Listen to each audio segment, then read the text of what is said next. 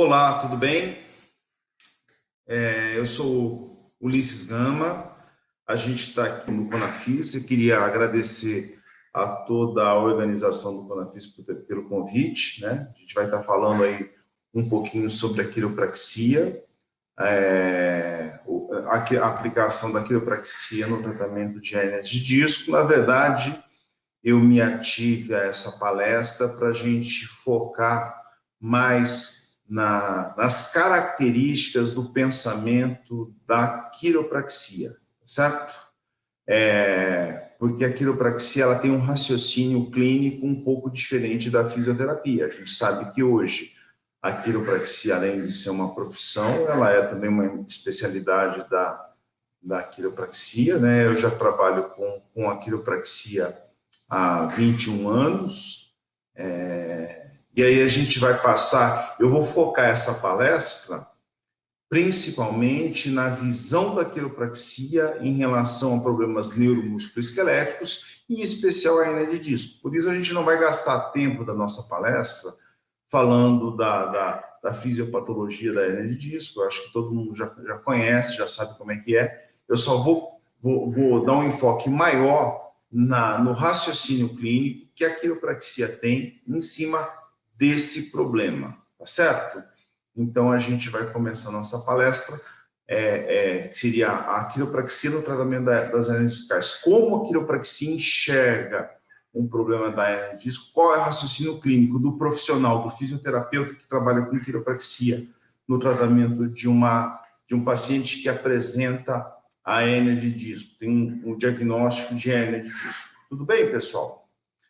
Então, mais uma vez, obrigado à Conafis, a esse convite. É uma alegria muito grande poder estar participando aí com vocês dessa aula, tá bom?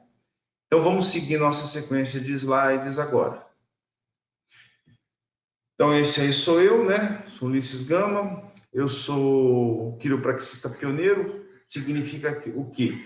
Eu antes de trabalhar com a fisioterapia, eu já era quiropraxista. Então, eu fui quiropraxista primeiro, depois eu fiz a minha formação em fisioterapia.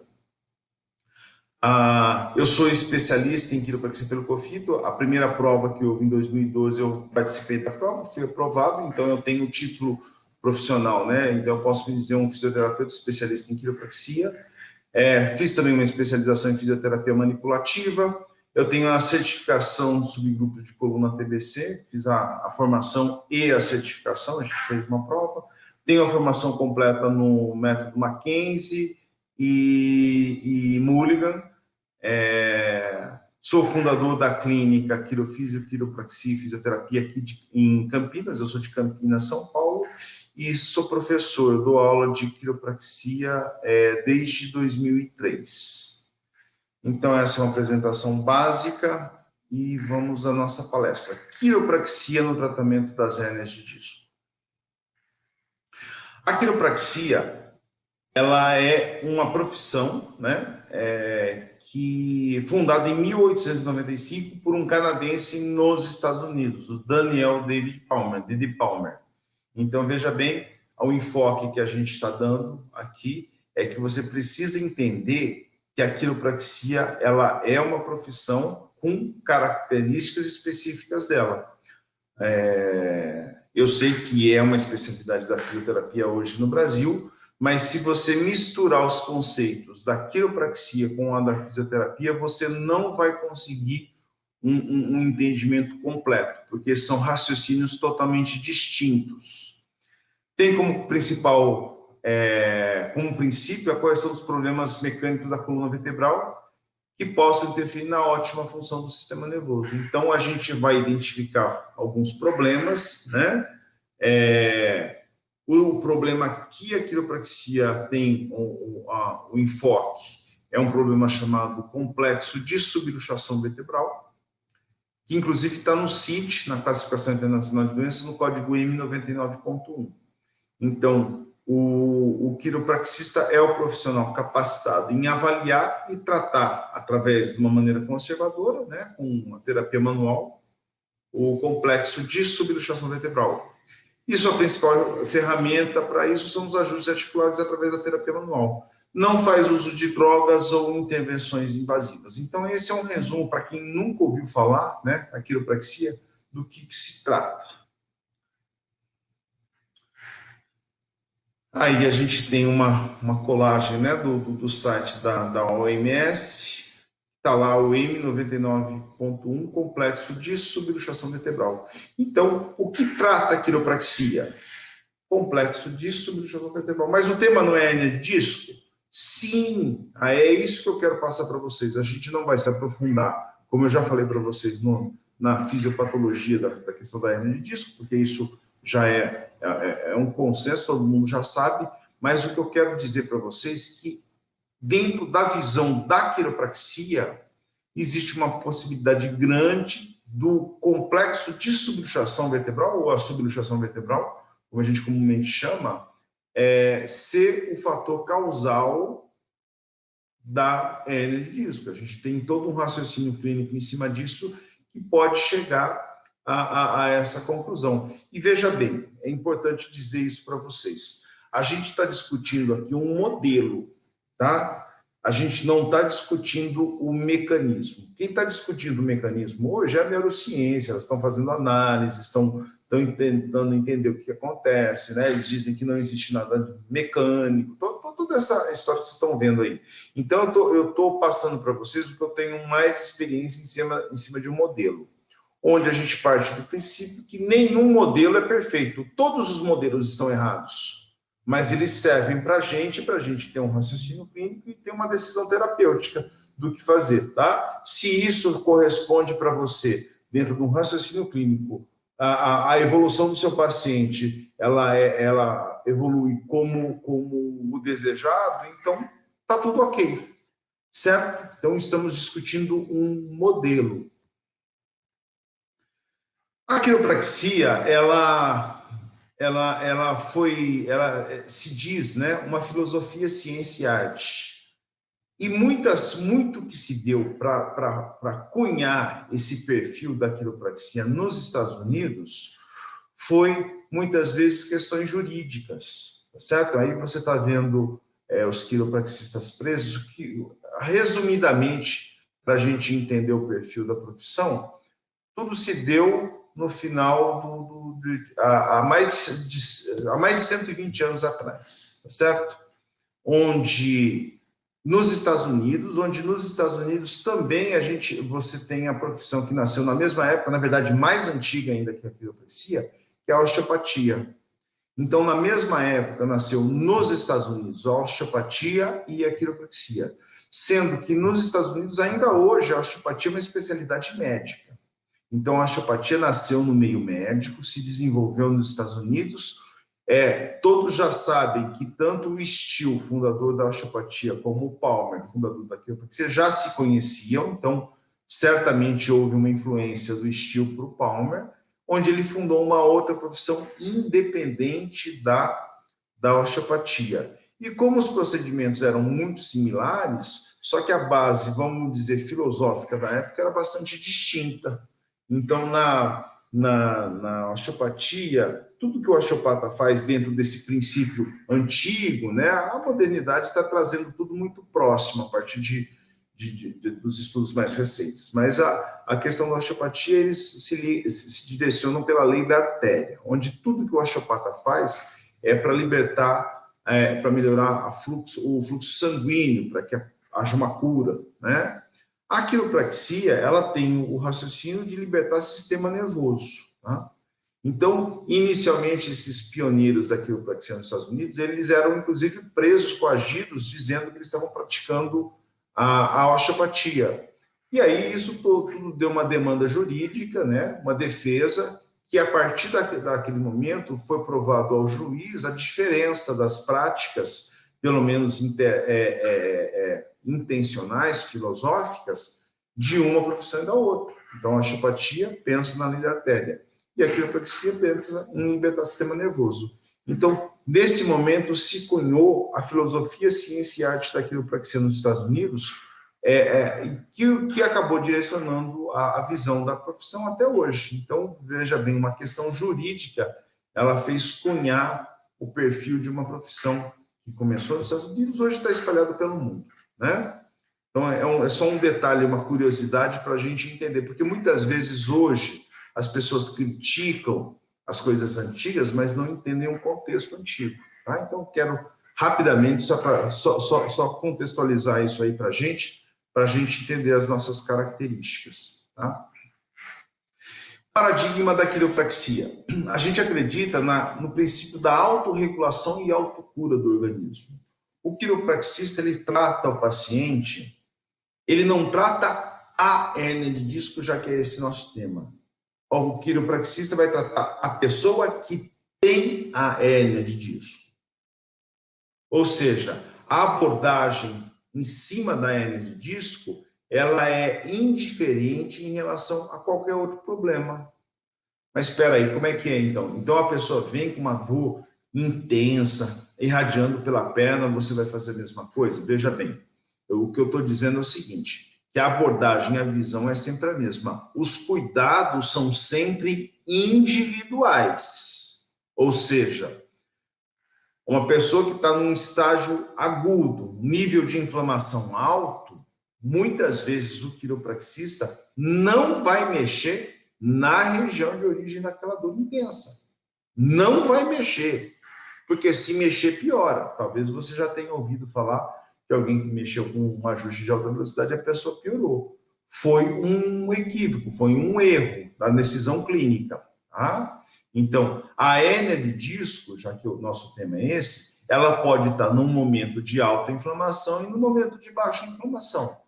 E a decisão de se mexer ou não na região da hérnia de disco não é determinada pela presença ou ausência da hérnia de disco.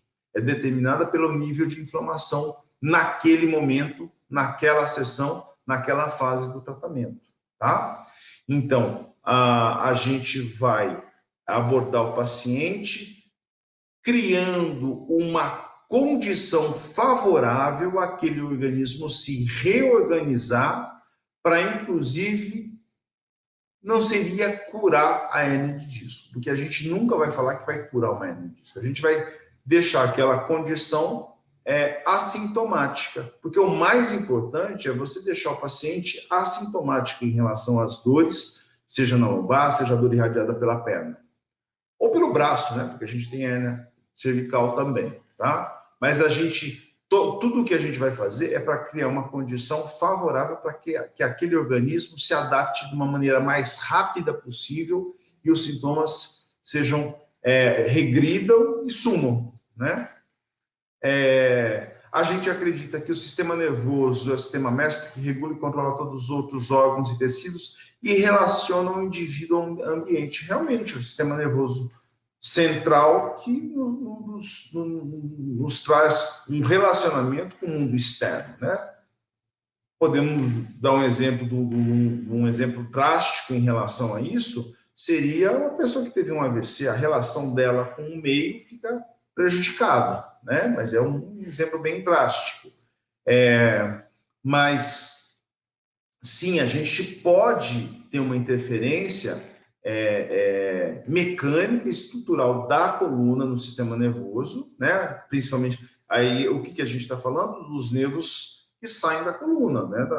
Os nervos espinhais, né? Onde essa interferência mecânica pode estar influenciando na função de várias outras funções, né? É difícil a gente palpar e mensurar isso, mas com um exemplo simples, você vai conseguir entender qual é a visão da quiropraxia. O exemplo que eu vou dar é o seguinte, você provavelmente já sentiu, se você não sentiu, você já viu alguém que tem um formigamento no braço, por exemplo, para ficar mais fácil para mostrar aqui para você pela câmera, né? E se existe um formigamento, pode haver uma compressão entre as vértebras da raiz nervosa. Só que para você chegar a um ponto de uma compressão, para você sentir aquela parestesia, sentir aquele formigamento, existe um processo gradual que foi se acentuando até aparecer o sintoma. Esse processo gradual, ele pode ter iniciado primeiro com uma pressão muito mais suave, que não gerou nenhum sintoma mas já havia a interferência na ótima função daquele nervo e do sistema nervoso. Tá certo? Então, a quiropraxia, o bom quiropraxista, ele, através da avaliação, a linha que eu trabalho é a Motion Palpation, né? A linha que eu sou especialista, que eu trabalho já há 21 anos, é uma avaliação pela palpação de movimento, Motion Palpation. A gente consegue identificar quais são as articulações que não têm essa mecânica ótima e, consequentemente, uma possível interferência no sistema nervoso, com ou sem sintomas. Veja bem, com ou sem sintomas. Então, na quiropraxia, você não precisa de sintomas para você estar tomando uma decisão terapêutica de fazer uma correção ou não. Tá? Na fisioterapia, sempre você vai fazer um movimento doloroso, um sinal comparável, uma linha de base daquele sintoma, para poder tomar a decisão do que vai fazer. Na quiropraxia, não existe essa necessidade. Certo? E a gente vai tratar o quê? O complexo de subluxação vertebral, como eu já falei para vocês, que pode afetar a capacidade do sistema nervoso de regular as funções dos demais sistemas. Então, acho que até aqui já está bem claro, explicado essa visão, essa potencialidade que tem na visão da quiropraxia. E o foco central do quiropraxista é corrigir, controlar ou minimizar a incidência das subluxações e suas consequências sobre o organismo através do ajuste quiropráxico. Então, o quiropraxista ele é capaz de receber o paciente com ou sem dor, identificar as alterações das subluxações e fazer a correção, inclusive num pensamento de uma manutenção também, tá certo? A gente sempre diz, se você tem um carro e você precisa, se você comprou um carro, você nunca vai levar um mecânico? Vai levar. A quiropraxia ela oferece essa possibilidade de sim, para a sua coluna vertebral, na verdade, para todo o seu sistema neuromusculoesquelético, tá? Numa visão bem específica da questão mecânica. Esse é um resumo do paradigma da quiropraxia, tá? Aonde ela enxerga como o sistema nervoso, né, o fator primordial de comunicação de todos os outros sistemas e busca, através desse raciocínio clínico, desse pensamento, né, normalizar a mecânica para libertar o sistema nervoso. Esse é um exemplo, né, assim, a globalidade do sistema nervoso, só para ilustrar o nosso pensamento. Então, o que a gente quer na quiropraxia? Que esse sistema nervoso esteja funcionando de maneira plena, sem interferências subclínicas, inclusive. A hérnia de disco e a dor que irradia pela perna, pelo braço, já é uma manifestação disso de uma maneira clínica. A gente consegue avaliar, inclusive, de maneira subclínica, tá? Existe esse quadro que todo mundo conhece, está aí na internet. Isso não serve para a gente ter um raciocínio, pelo menos da escola que eu venho. Existem várias escolas de quiropraxia, viu, pessoal? Mas da escola que eu venho, esse quadro ele é indiferente. Ele simplesmente demonstra a abrangência de onde pode chegar uma interferência mecânica no sistema nervoso. E o que a gente avalia?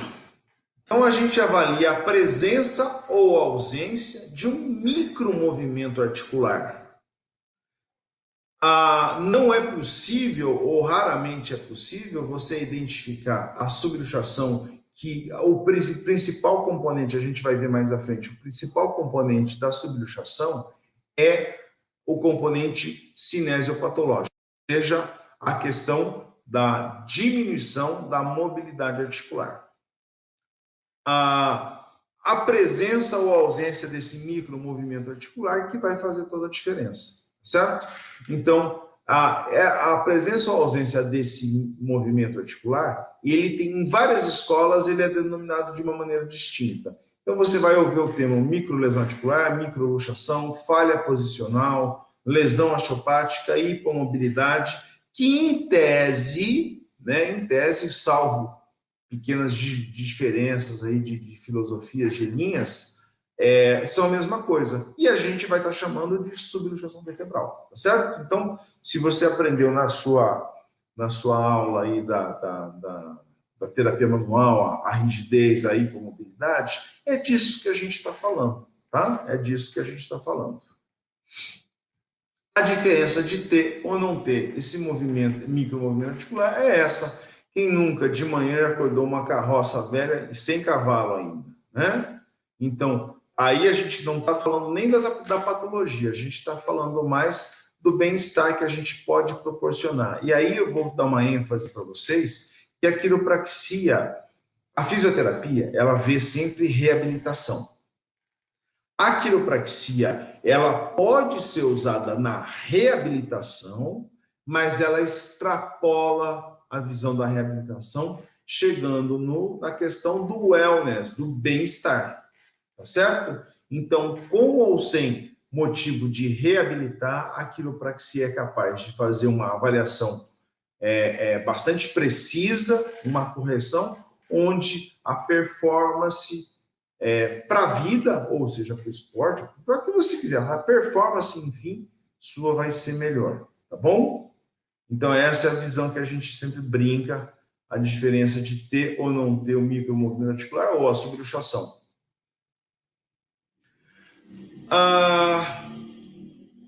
Aqui a gente tem um gráfico, né, onde a gente tem a amplitude de movimento. A gente tem, partindo dessa linha vertical, a gente tem a amplitude de movimento ativo e o passivo. Você vê a seta, né, da amplitude do movimento ativo tem uma limitação. O movimento passivo, a gente amplia um pouquinho mais esse movimento. E a gente vê as barreiras. No movimento ativo, a gente vai estar numa amplitude de movimento. No movimento passivo, a gente vai estar sempre batendo na barreira elástica. Ou seja, sempre no que é possível, no máximo dessa amplitude de movimento aí em relação à mecânica da questão. E o movimento, dentro da barreira elástica. Depois da barreira elástica, a gente tem a barreira anatômica. Essa é uma barreira que, de maneira alguma, a gente pode ultrapassar. Senão, a consequência disso é uma luxação.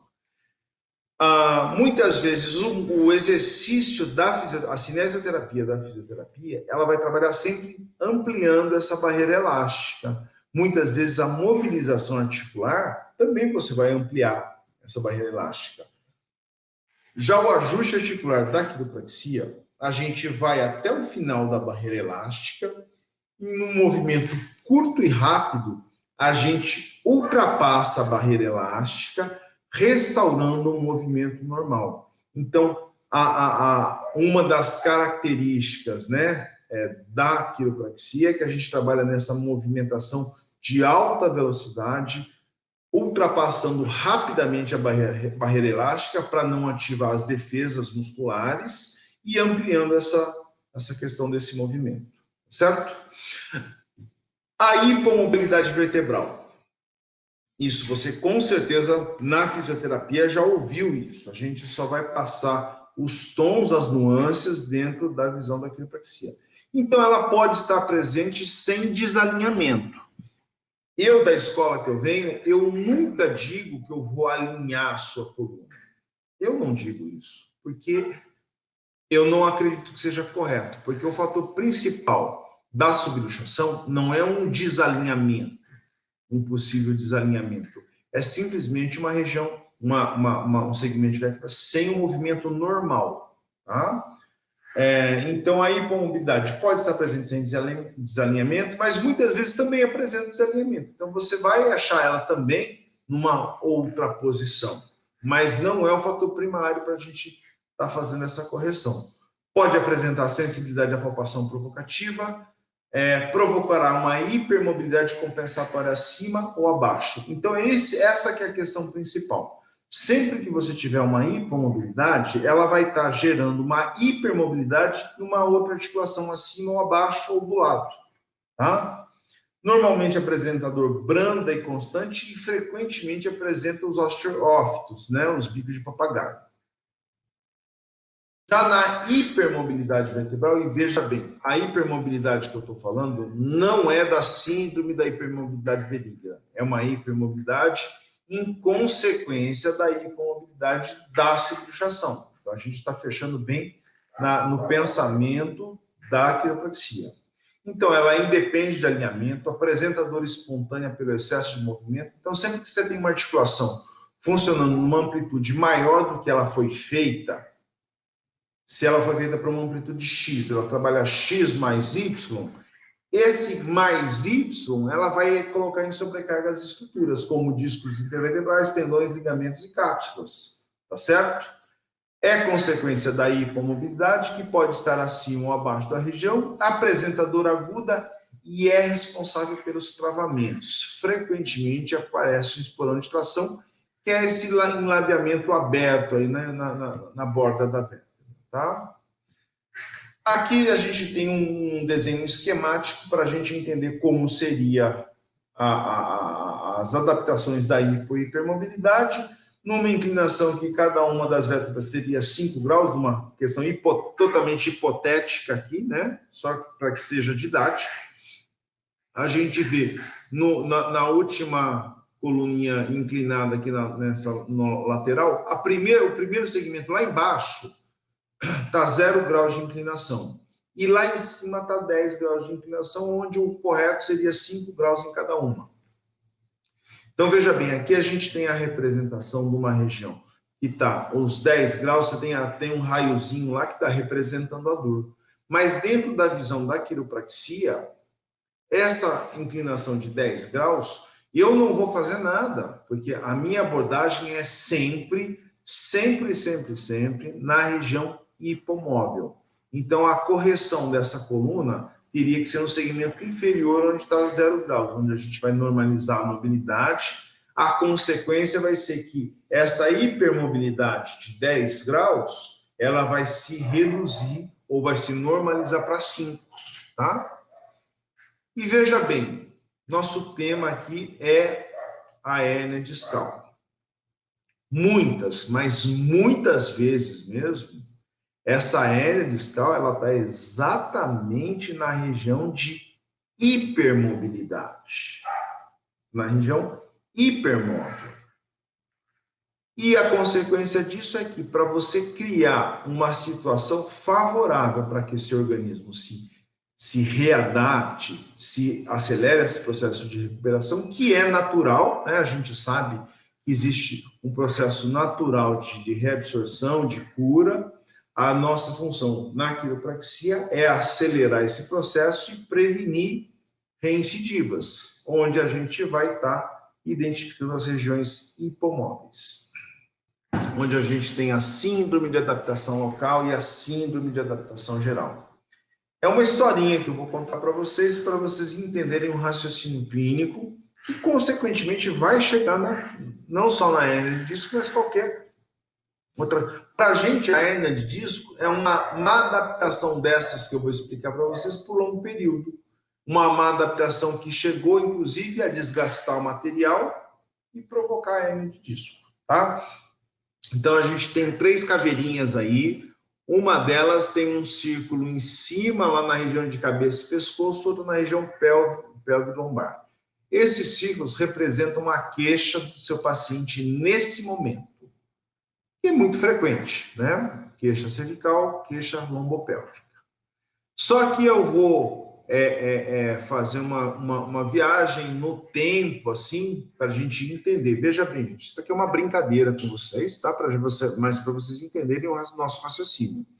De 3 meses atrás, essa pessoa, ela foi descer um degrau e, de repente, escapou. O pé dela, em vez de descer no primeiro degrau, desceu no segundo, deu aquele solavanco, aquele susto, onde ela não caiu.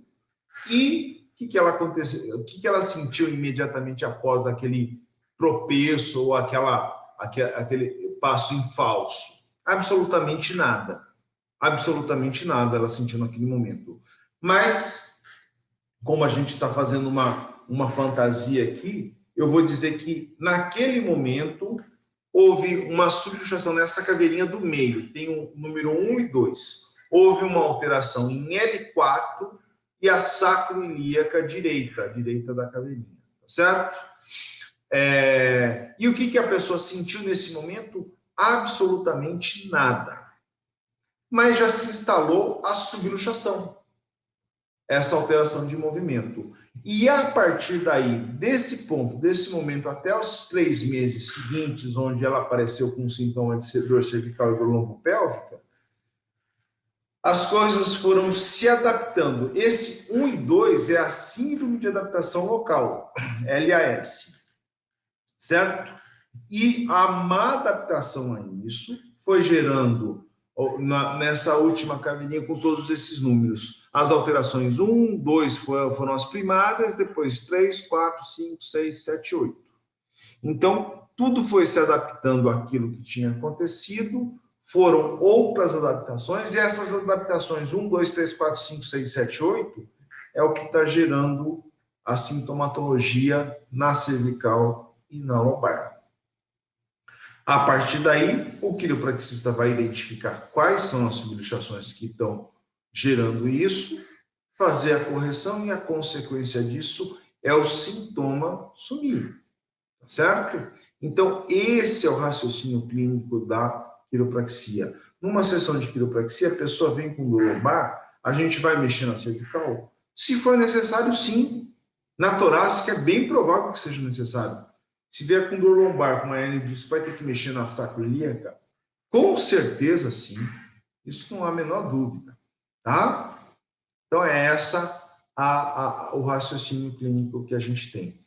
E o complexo de subluxação vertebral, aqui tem uma das milhares e centenas de definições, que a subluxação é uma disfunção articular, onde pode ou não haver um mau funcionamento entre elas, mas sempre haverá uma alteração na sua faixa normal de movimento. É causada principalmente por um trauma, microtraumas repetidos e acumulados, somados à tensão e encurtamento muscular. Certo? E aqui, para a gente fechar a nossa palestra, cada um dos fatores do complexo de subluxação vertebral, a gente tem alguns fatores. E cada um desses fatores, onde ele pode chegar e atingir, inclusive gerando a questão da hernia discal. Tá certo? Então, agora é um raciocínio clínico em cima do que o componente chamado subluxação vertebral, do CID-M 99.1, onde pode chegar. Então, vamos lá. A gente já está finalizando nossa aula, nossa palestra, e você vai entender onde a gente consegue chegar com a quiropraxia. Então, a partir da subluxação, a gente tem, primeiramente, a questão cinesiopatológica. Esse é fundamental, tá certo? Se não houver essa questão cinesiopatológica, eu, como quiropraxista, não tenho como ajudar meu paciente. Porque a única intervenção que eu tenho na quiropraxia é a terapia manual. E a terapia manual vai mudar exatamente essa questão da hipo e a hipermobilidade vertebral. Onde eu vou identificar e corrigir somente a hipomobilidade. Na hipermobilidade que a gente está falando nesse momento, ela não existe nenhuma atuação sobre ela. A gente vai simplesmente atuar na região que não está se movimentando, na hipomobilidade. E o que isso pode decorrer? A partir da hipomobilidade, do fator cinesiopatológico, que a gente vai atuar sobre a hipomobilidade. Essa hipomobilidade, ela pode estar gerando uma interferência neuropatofisiológica, tanto na irritação como na facilitação neurológica. Tanto na hipomobilidade, que você pode ter uma diminuição do forame intervertebral, você pode ter uma interferência nesse nervo, como na hipermobilidade, onde existe um movimento em excesso, que está estressando os tecidos, que esse tecido estressado pode ser inclusive o nervo. Certo? Então, a gente pode ter, sim, uma interferência a partir desse raciocínio clínico, até mesmo no nervo, que vai ser a alteração do tônus muscular. Você vai perceber que a subluxação, a região de subluxação, vai gerar uma interferência no nervo, que vai gerar uma interferência na alteração do tônus muscular, que tanto pode ser para mais como para menos, tá certo? Muitas vezes, você tem uma alteração do tônus muscular constante, essa alteração muscular constante, que você faz várias abordagens miofaciais, alongamentos, e ela não se altera, ou o resultado é de curto prazo, Isso acontece porque o fator de origem, o fator causal dessa alteração de tônus é uma subluxação. Muitas vezes a gente faz a correção somente da subluxação e o tônus muscular se normaliza imediatamente, tá certo? Então, se você tem uma abordagem muscular e não está tendo resultado, existe a possibilidade muito grande de ter uma subluxação por trás disso, tá? E pode chegar numa alteração bioquímica, que é a lesão tissular e o processo inflamatório. Então, a lesão tissular é exatamente o ponto do tema da nossa palestra, da nossa aula aqui, tá? Ou a lesão tissular seria a lesão dos anéis fibrosos do disco intervertebral, com a migração do núcleo, pode extravasar, pode não, tá? E o processo inflamatório, tá? Se você tem uma lesão de um tecido, você tem uma reação química de cicatrização. Qual é a característica de uma lombocetalgia aguda causada por uma hérnia de disco? Você tem um machucado no disco, você tem um processo químico cicatricial, e esse processo químico cicatricial está do lado de uma raiz nervosa. Então, você vai ter aquela dor química que desce pela perna, que, na verdade, nesse momento, a gente não tem muito o que fazer. O que a gente tem é que criar essa situação favorável para que esse organismo se recupere de uma maneira melhor possível, tá? Onde a gente vai acelerar o processo de recuperação desse processo inflamatório, dessa hérnia de disco, certo? E a gente pode chegar, inclusive, no histopatológico, que é a alteração do tecido ósseo pelos osteofitos.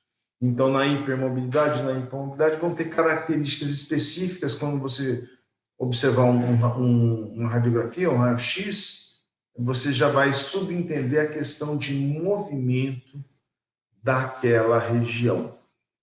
Então, esse é um resumo rápido e simples de como a quiropraxia vê o problema neuromusculoesquelético. Em consequência disso, a questão da hérnia discal. Então, eu acho que, mais do que focar na fisiopatologia da hérnia de disco, a gente viu o raciocínio clínico que a quiropraxia tem em cima de um paciente que tem a hérnia de disco. A gente vai tratar ele a diferença prática da aplicação da quiropraxia, isso para quem já trabalha com quiropraxia já sabe disso, ou se você for aprender a quiropraxia, você já sabe disso, você vai aprender isso, quero dizer, é que vai depender do nível da fase que está essa hérnia de disco. Mas o tratamento vai ser sempre o mesmo, identificando e corrigindo as subluxações. A consequência disso é criando uma situação favorável à recuperação desse organismo. Certo, pessoal? Eu queria agradecer muito o interesse, a atenção de vocês, novamente agradecer a organização do Conafis aí, onde a gente pode falar um pouco mais do que eu mais gosto, que é a fisioterapia, sim, mas principalmente a quiropraxia dentro da fisioterapia. Eu uso a quiropraxia como carro-chefe, mas não é só ela, tá? Eu uso os exercícios de Mackenzie, eu uso a mioterapia como abordagem miofacial, eu não uso exclusivamente a quiropraxia com o intuito de dar o resultado mais rápido possível para o nosso paciente, tá? Mas eu queria agradecer a atenção de vocês. Aí estão os meus contatos no Instagram, no Facebook, e tem o meu site, quirofisio.com. Eu queria agradecer muito, espero ter ajudado. Se você ficou com alguma dúvida, entre em contato comigo nas redes sociais. A gente, às vezes, demora um pouquinho, mas responde todas as perguntas, tá bom? Então, mais uma vez, muito obrigado. E até uma próxima vez, um próximo encontro. Tchau, tchau para vocês e bom congresso para vocês.